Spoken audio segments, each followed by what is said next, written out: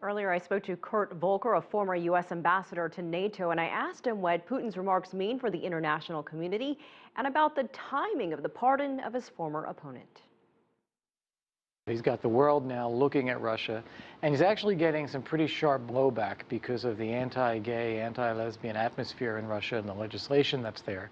So you have people deciding not to send high-level delegations. The French aren't sending any high-level government officials. President Obama has decided not to go and to send Billie Jean King as a representative for the United States, who of course is an LGBT activist in the United States. Germany's decided not to send the president of Germany. So there's a lot of pushback on some of these democracy and human rights issues in Russia.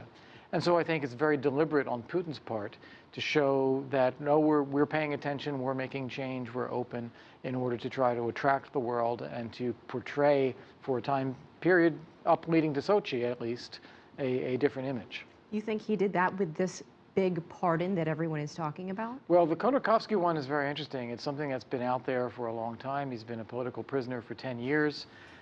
It has resulted, along with the death of Sergei Magnitsky, in the Magnitsky legislation here in the U.S., which applies individually targeted sanctions.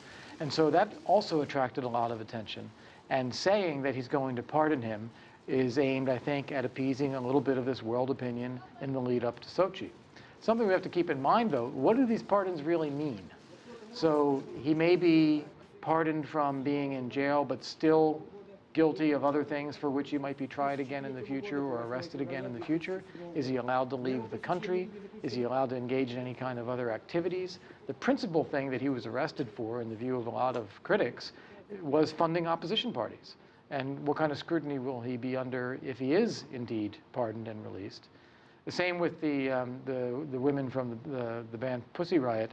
If they are released from jail as promised, they're not getting their passports back, and they're not getting exit stamps to leave the country. So they're kind of, in a way, enlarging the prison. Do you think that Russia can help Ukraine, as Putin says it, in some ways that the EU cannot? Russia, or Putin in particular, has a very strong and clear strategic interest in keeping Ukraine from becoming a developing, democratizing part of the heart of Europe. If the Ukraine, as a historical part of the origins of Russia, a former part of the Soviet Union, is succeeding, is becoming more prosperous, is becoming more democratic, is protecting human rights, and is a growing part of Europe, you're going to start to have Russians asking, well, why not us? You know, why couldn't we do that? And so it's very important to Putin to prevent Ukraine from realizing those kinds of goals.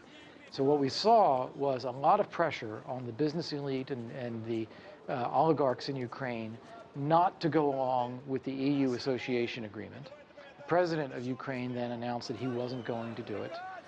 That then led to these great protests that we've seen now in Kiev over the last several weeks. And then Putin steps in with a loan offer to say, oh, well, you know, you need this help, so we'll offer you this loan, which is all aimed at continuing to try to pull Ukraine toward Russia's orbit.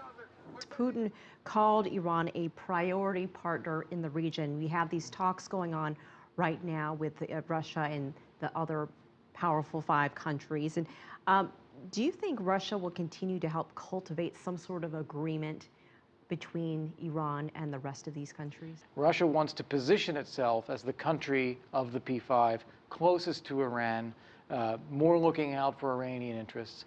And I think he's quite accurate in saying they're partners with Iran, at least when it comes to supporting President Assad in Syria, because they're both doing that.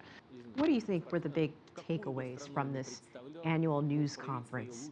What I think is interesting is that he felt a need to go this far in terms of pretending to pardon Khodorkovsky, or maybe actually following through on that, or other political prisoners in jail.